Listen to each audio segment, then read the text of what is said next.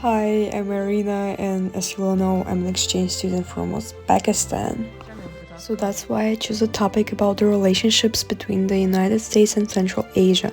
And my research question is, what are the prospects for cooperation between the United States and Central Asia? But first of all, let's find out what is Central Asia and where is it.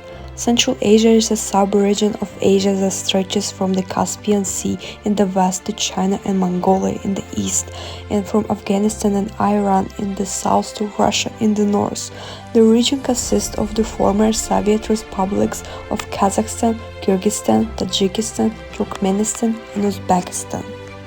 Before 1991, the states of Central Asia were marginal backwaters republics of the Soviet Union that played no major role in the Cold War relationship between the Soviet Union and the United States, or in the Soviet Union's relationship with the principal regional powers of Turkey, Iran, and China.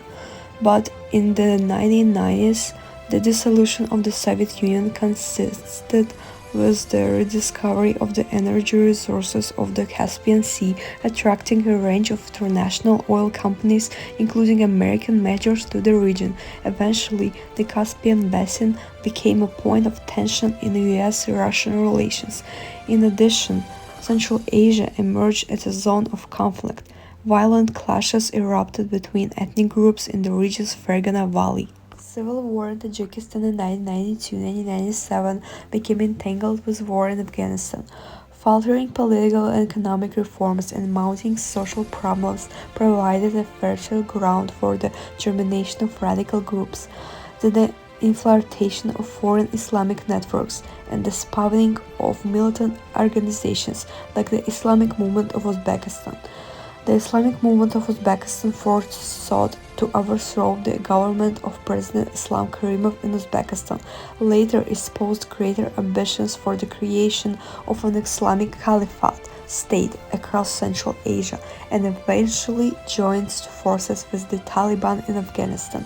With the events of September 11 and their roots in the terrorist groups operating in Afghanistan, Central Asia came to the forefront of US attention.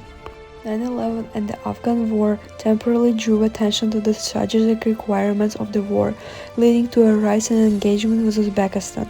The Uzbek government was warned that it had to take positive steps toward reform if it wanted to sustain the relationship in the long run. While September 11th temporarily moved their strategic interests to the forefront, the Tulip Revolution and the Andijan crisis demonstrated that particular events could move human rights to the top of the agenda, if only temporarily, and even endanger strategic interests. The ambiguous hierarchy of interest and the administration's nuclear strategy were partly the products of the competing interests of various actors within the US, which is, after all, a non-unitary. The United States recognized that a secure and stable Afghanistan is a top priority for the Central Asian governments, and each has an important role to play in supporting a peace process that will end the conflict. The United States will encourage the Central Asian states to develop economic and trade links with Afghanistan and to model stable governance of multi-ethnic Muslim-majority countries. The Central Asian states will increase their stability by providing for meaningful citizen input, inclusive political systems through elections, transparent policy formulation, rule of law, and respect for human rights. And also the United States has funded over 70 projects across Central Asia that protect and preserve the region's unique traditions and archaeological sites for future generations. Close relations and cooperation with all five countries will promote US values and provide a counterbalance to the influence of regional neighbors. Finally, expanding opportunities for US business will enhance economic prosperity in the region, as well as support employment and the industry in the United States. So that's all, guys. Thank you for listening.